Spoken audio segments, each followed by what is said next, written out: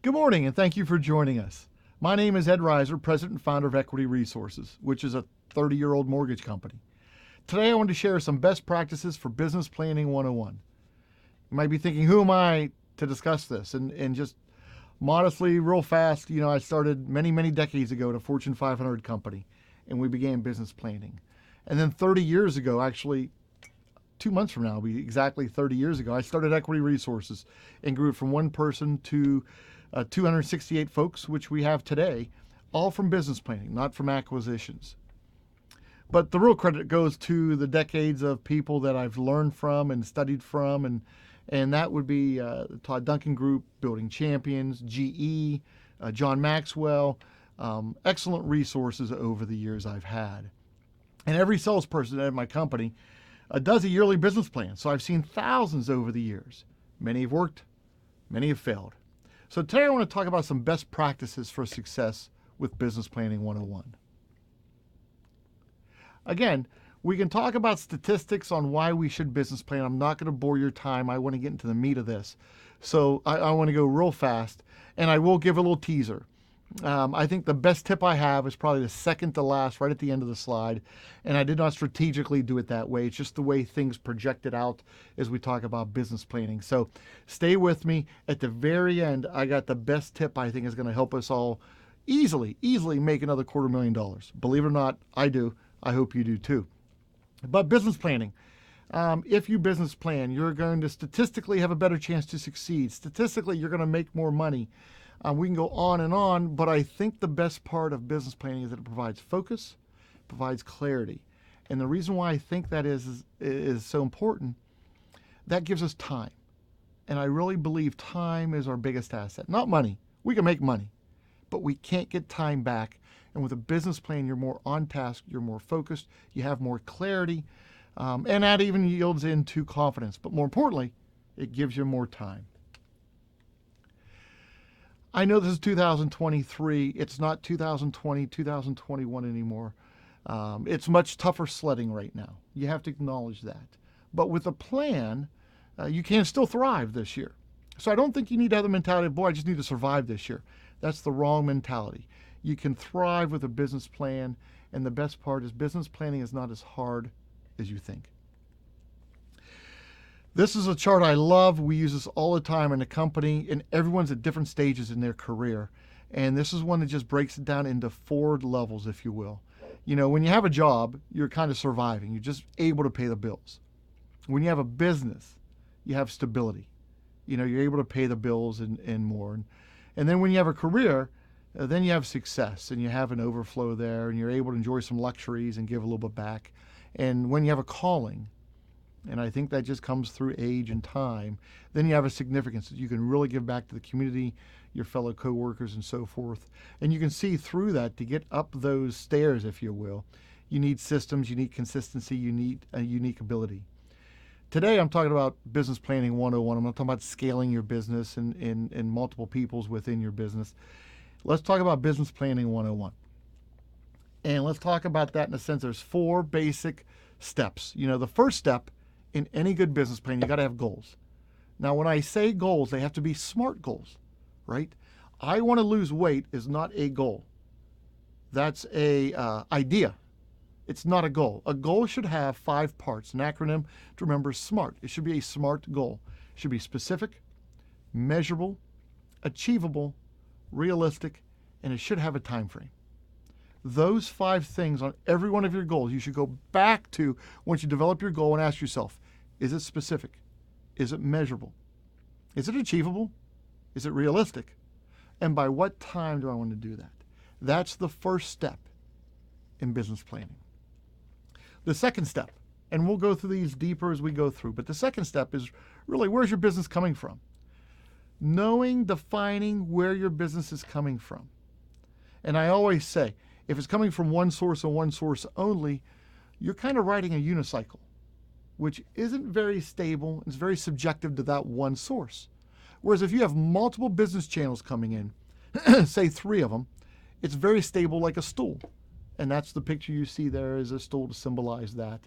And you could have 3 business channels. It could be your past clients, it could be your community, and it could be something other that you have. We'll talk about those two. It could be leads, it could be other things. We'll go over that.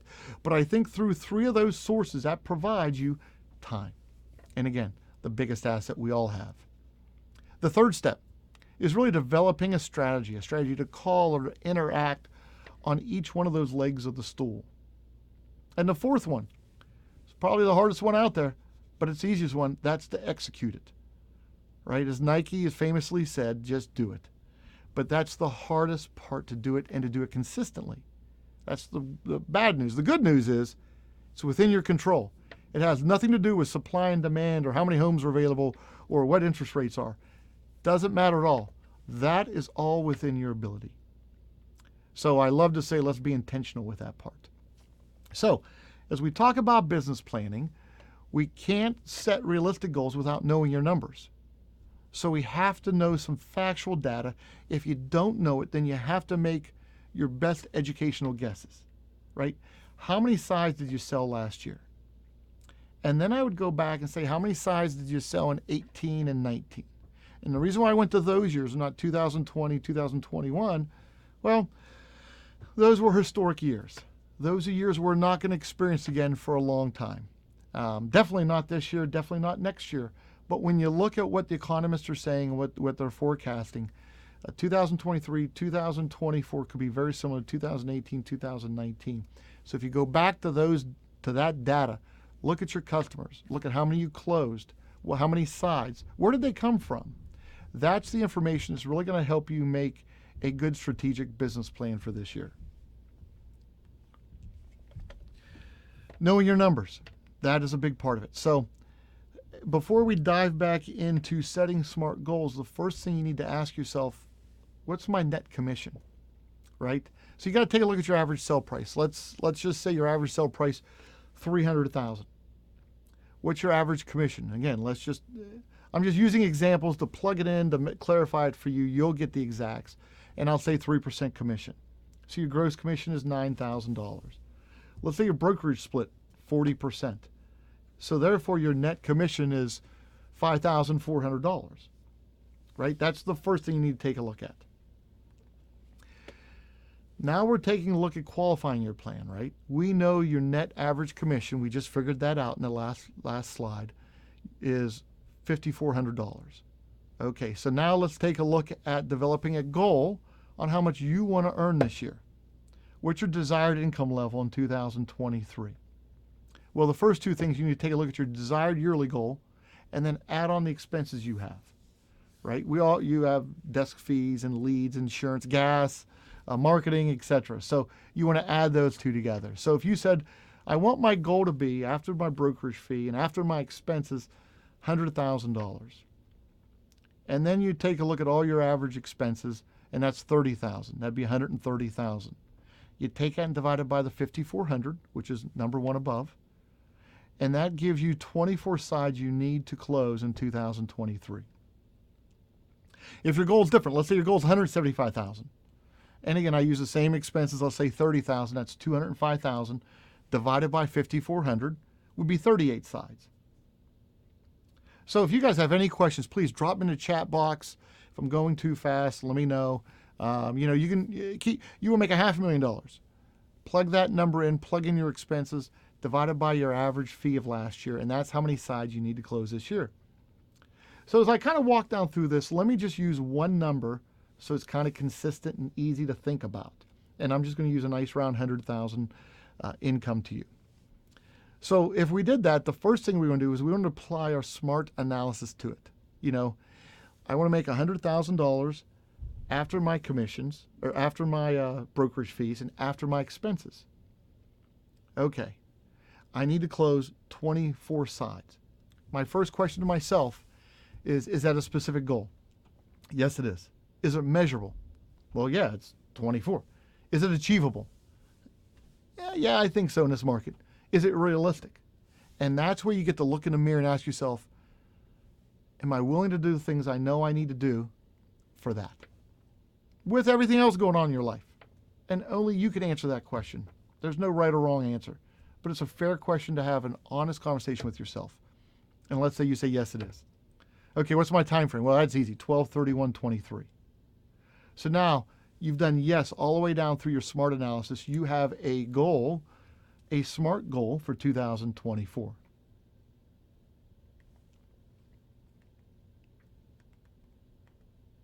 So, step 2, we talked about that. And you might have other SMART goals. You might have one about time. You might have one, and again, we're talking business. You might have one about working out, whatever. That would be on the personal side. Here, I'm just talking about business planning. So you might want to have about income goal. You might want to have one about time, boundaries, whichever it is. But that's how you'd work through your goals for step 1. Step 2 is really, where's my business coming from? And defining it, learning it, and developing it. And I'd ask, what's your 3-legged stool? There's many models out there. There's a 70-20-10, a 65-25-10, 60-20-20. There's no right or wrong answer again. I've seen people all over the scale. 95-0, 30-30-40. It's whatever is working for you is what you want to identify. You at least want to know what's working for you. So, again, in this example, I'm going to use a 70-20-10 model. And that's where I'd take a look at my legs, and I'd use one leg as past clients. 70% of my business is going to come from that leg. 20% of the leg is going to come from the second leg. 10% is going to come from the third leg. So if you take a look at this, 70% is coming from the past clients. That's 17 sides. From the community involvement, 20%, that's 5 sides. And from my other, that's 10% of my business, which is 2 sides. You add those up, that's 24. Okay, now we got to apply the SMART analysis. Is it specific? Yep, sure is. Is it measurable? Yeah, sure is. I know exactly how many closings, how many sides I need to get from each one of my business channels. Is it achievable? Depends how big your database is, right? You need to take a look at that. Is it realistic? Again, are you willing to do what you know you need to do for that? Time frame, it's kind of easy again, 12/31/23. So that would be how analysis. You want to take a look at the second leg of your stool. And I would go back to 2018, 2019, and last year, and I'd take a look at the sides you've closed. I'd write down a number, and I'd write down the sources of where they came from. Now you're starting to identify where your legs are. Step 3. Now we're getting into the details, right? And you want to do a detailed plan for each one of these legs that we've talked about. So again, I've used the first leg, which is past clients. And you want to run through a series of questions. How are you going to do that? Remember, you got to get 17 closings from this leg. How are you going to do it? When are you going to do it? Who is going to do it? What's the frequency? And those are all conversations you can have with yourself. For example, this could be a 9-step plan for your past clients. And again, it's going to add clarity, it's going to add focus, and that's going to save your time. It's going to get the business in the door. Number 1, step 1, you can invite them to follow you. And I say every time it closes, a past client to follow you on Facebook 3 days prior to closing. If you've never done this, it's great. You can go back to all your past clients and send them out a whole bunch of invites. And if you can get to 75% of your past clients following you on Facebook, you've hit a home run, right? Then you might want to take a look at that and say, okay, on my Facebook, on my social media, whichever it is, you're going to post 25 to 30% of all your posts about buying or selling on social media. And there's a strategic behind this. You have your past clients following you on social media. You're going to take 25 to 30% of that and remind them what you do and how good you are doing it. And the other 75% or 70% is all about you personally, so they can get to know you a little bit more. So you're staying top of mind. You've already earned their trust, right? Because you helped them buy their biggest asset, most likely. You've earned their trust. Now you're keeping in touch with them. You're opening up about your family, and you're just sharing that you share with everybody else out on social media, but you're strategically doing it. Those are 2 key steps right there. Number 3, attend every closing and plant the referral seed. You basically do it anyhow. You want to make sure you just plant the referral seed. Let them know how important it is that if they know anyone looking to buy or sell in the next 90 days, to let you know. You want to set that reticular activator on them. Number 4, fourth step in this, is have all your database in a CRM system or at least an Excel format. You got to have this. You can go, if you don't have it today, go create it. That would be an action step, to go create the database. If you have the database, you want to make sure you know how to move around in it. Even worst case, put it in Excel, because you can still look at that and put notes in there. Provide a closing gift at closing. Send testimonial invites to them 2 days after closing, your past clients. And that's going to do a couple things. That's going to resonate with them on how good you are. They're going to put it in writing for you, how good you are and how they would refer you. Again, setting that reticular activator in their mind. And also, you have a group of testimonials. You can post those on social media. Use those for new clients if you go meet with them, to explain how good you are, other people's testimonials, and references for them. Step 7, you could send 6 customer newsletters a year to your past client to stay top of mind. Right? You can send them out March, April, May, June, August, November, more so in your busier months. You can contact Equity. This is a plug for us. We'll do those for you and then give those to you to go ahead and dispense how you wish. But we can do a nice customized 4-page color newsletter for you, fresh data, not canned stuff you're buying, for you. It's important. You can mail it out to them. You put it on your Facebook, social media, whichever you wish. But that's another way to keep in touch and to stay top of mind. The 8th thing you could do, send a birthday text to them on their birthday. You'll be surprised how many people will be blown away by this, that you still think of them. You can also, this costs nothing, call them on our anniversary month. You sold them a home February last year, call them February this year. Ask them how everything is going. Listen. And then at the end, give a referral ask, a soft referral ask. But that could be an easy 9-step. Now, you might not like 3 of those steps. You might have 2 other steps to insert in that's better. The thing you need to do once you're done with that is go take a look at your SMART analysis. Number 1, is it specific? Every one of those actions are specific. They're measurable. You can measure it and go back and make sure you're doing those things. Yes, they're achievable. Is it realistic? That's where you got to ask, how's my service levels? Am I creating high customer satisfaction? Consumers will not refer you or use you again without great service. But statistically, from the NAR, 89% of past clients will refer their agent. Time frame's easy, 12/31/23. So again, this is a good SMART analysis. This is a good goal for one of your business channels. And then you would do the same thing for the second and third leg. And I'm not going to go as in depth with you on those 2 just for the sake of time. But if you ever want to talk about it, let me know. We can. But the next one could be community. Same questions. How are you going to do it? When are you going to do it? Who's going to do it? What's the frequency? Where am I going to do it at? This could be networking groups, volunteer activities. It could be social media. This is all about the branding, all about your reputation, all about driving up trust, which will then increase your pull-through ratio. That's a whole nother conversation we can have too.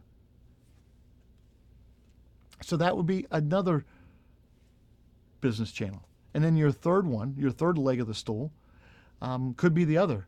That could be friends and family. That could be social media. That could be farming. That could be buying leads.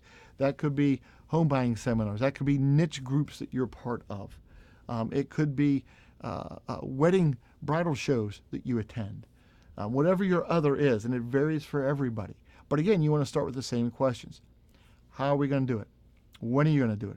Who is going to do it? What's the frequency? List them out in detail, and then go back and give yourself the SMART analysis test. Is it specific, measurable, achievable, realistic? Time frame. So you do that for each one of those legs of the stool. I love this chart here. Love it so much, we actually created a towel. This is our terrible towel. Correct actions times correct frequency equals results. That never changes. Now, it didn't just say action times frequency equals results. Years ago, we did that. And then we found out that, okay, they got to be the correct actions, and they have to be done consistently to get the results. But through those things, you're going to get results. For example, if you went back to the one leg of your stool, which was past clients, and you do everything right, and you call them one time, and you do nothing else, and you do nothing for 6 months, and then you do a post in 6 months and then you do nothing else for 3 more months and you send a birthday text, that's not going to be effective as if you do it consistently, the actions you have listed. And step 4, this is the hardest one, right? This is the Nike, just do it. So, boy, you got to be intentional here. A lot of good nuggets here. And this is where I can give you the best advice right here. We all know we got to begin each day with a plan, right? You got to create a habit of it. It's an old cliche, I know. It is essential, right? Your jobs are so busy, so crazy, that you need to have a plan to provide that focus. You need to know what your top 3 priorities are to get business every day. Now, the key word there is to get business, right? To go work out, to drop my son off at school, to give my wife a hug later. Those are top priorities personally, but I'm talking about to get business here. You got to know what your top 3 priorities are to get business. Then those got to go on your calendar, right? Chaos is going to happen. That's the world we live in. We chose this industry. I think it's the adrenaline rush we like. But anyhow, chaos happens all the time. And you have your 3 priorities on your calendar. You can adjust them, you can slide them, but you can never delete and forget them, right? Think about the compounding effect. If there's 3 priorities you're always going to knock out each and every day, maybe today you only get through 2 of them. But that third one, you slide it to tomorrow. Oh no, tomorrow's busy. So you slide it 2 days down. There's a chance you can get caught up. The compounding effect of that week after week after week will eventually show. You need patience, you need persistence, you need consistency. The third thing I'd say about executing is you have to know your MIT, most important task. So your MIT every day is one of those 3 priorities. But you got to know what you're starting at. You're not starting at the things just to get them off your desk. You're starting at your most important task. You got to make sure that gets done. And that takes me to the next step, the time blocking book. You can get this at Amazon for $6.99. Can you make this yourself in a Word doc for free? Yes. But this is bound at least. This is the best of it. You spend $6.99 on this and you use this every day. You can date it. And after 90 days, go back and look and see, are all these pages filled up? And if they are, I swear you'll make $250,000 more. I mean, this provides such focus. And I've done this many times and I've gotten away from it. So here I am with you on camera live. I'm going back to this. I'm going to start dating this. And I will give myself my own challenge. In 90 days, I'll go back and take a look at this and make sure my calendar's timed up. That's going to help me then go to the next thing, which is really time blocking. If you use this and you put your 3 priorities on there and you know which one's your most important task, chaos happens, things gets moved, you'll notice that. And when you go back and you look at a week's time, you're going to realize things. You're going to realize what we call red time and green time. And red time are things that do not earn you money. Green time earns your money. And sometimes we get stuck in a red time because it helps us feel busy. Maybe it's the people we're interacting with. Some of those people we need to distance because you're just chewing up my time. You're not helping me make money. And you'll realize what green time. Boy, I did this just a few times and look at the results of this. It's really going to help you identify how to spend your time and who to spend your time with. But only if we do number 6. And this is another hard one. But again, it's within your control. It can be intentional. And that's where you have to measure it. You know, and that's where you want to find a bird of a feather for accountability and have fun with it. If there's another realtor who's similar to you in a similar career path or that understands what you're going through, you two can buddy up together. You two can have a weekly or bi-weekly 15-minute call, not talk about how the games went last weekend and so forth or how your betting went. You have those talks about what actions got done, what actions didn't get done, what's scheduled this week. Thank you, goodbye, we'll talk later. And have those type of talks are huge. But scheduling time out by yourself to work on the business is the most important thing. And I still do this. It used to be the first Friday of every month, I used to go to a Barnes & Noble, and I used to go sit down at a desk with again, me, myself, and I would spend about 80% of my day there. and I'd go over the numbers, I'd go over the actions, I'd take a look at how the business was coming, I'd take a look at what was working, what wasn't working. I'd run through, did I give it enough time? Do we need to adjust this? What's going on currently right now? And I tell you what, if you take this book with you, your calendar, and your closing numbers, and you go sit down, you do it once a month, see where your business is coming from, right? Huge success will follow. You have to measure it. Right? Don't beat yourself up. If you try something, it didn't work, that's okay. Give it time, right? Identify the time when you start to plan and work on it. It's huge. So you have to make time to go by yourself and work on your business versus in your business. I don't know about you. I get too many interruptions throughout the day.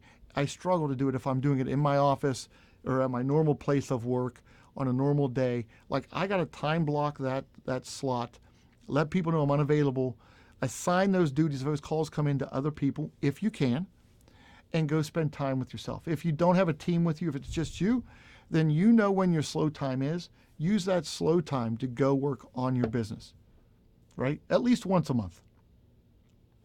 And the last thing I would say is to celebrate your wins. Share that with your loved ones. If you're married, your spouse has to know what you're doing. When I started 30 years ago, well, 29 years ago and 10 months, this company, I talked to my wife, and we talked, and we had a goal. And I said, honey, whenever we hit $10,000 in fee income, homes were much smaller back then, by the way, too. We're going to go celebrate. We're going to go put on a nice shirt and tie. We're going to go to a nice restaurant in Columbus. We're going to get a very nice meal, and we're just going to enjoy each other's company for the sacrifices up to that point. And it worked out really well. It got to the point where she started saying, are we going out to dinner this month? So we had fun with that, but she understood. She was on the same page as maybe why I had to work late or why I'm on vacation. I had to step out of the room. How many times have you done that? You're on vacation, you had to step out of the room to take a call because somebody wanted to put a contract in.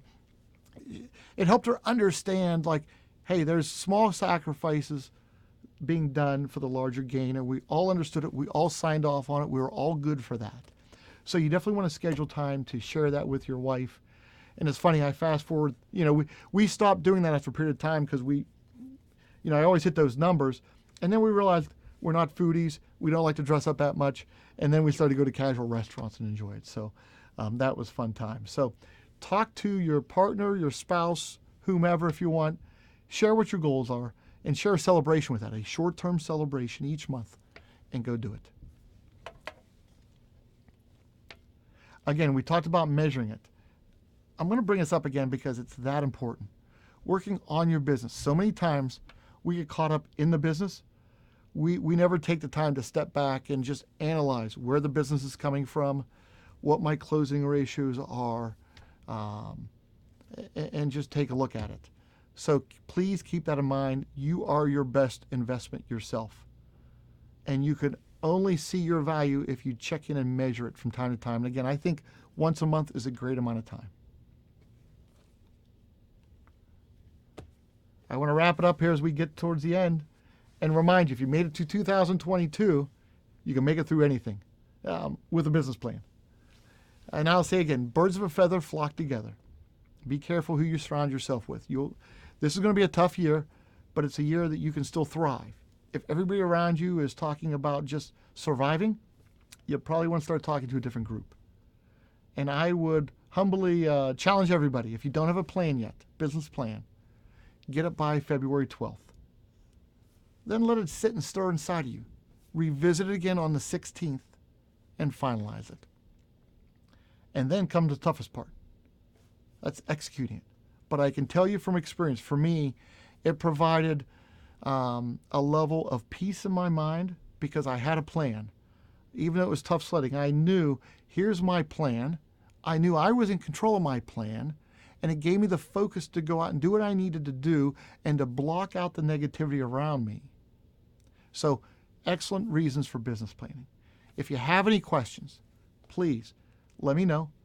I'll be more than happy to sit down and go over those with you, talk to you, reply back on social media, however you want to communicate.